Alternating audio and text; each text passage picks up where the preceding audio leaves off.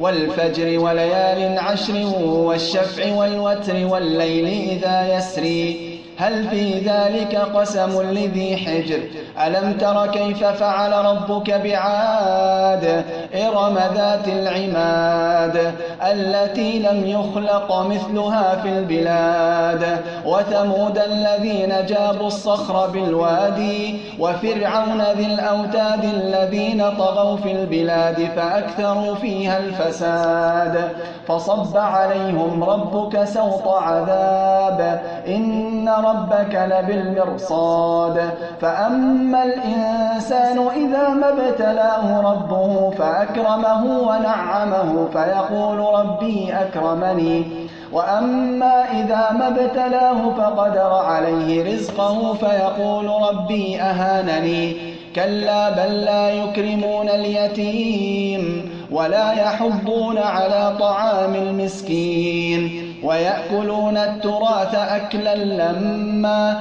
ويحبون المال حبا جما كلا إذا دكت الأرض دكا دكا وجاء ربك والملك صفا صفا وجيء يومئذ بجهنم يومئذ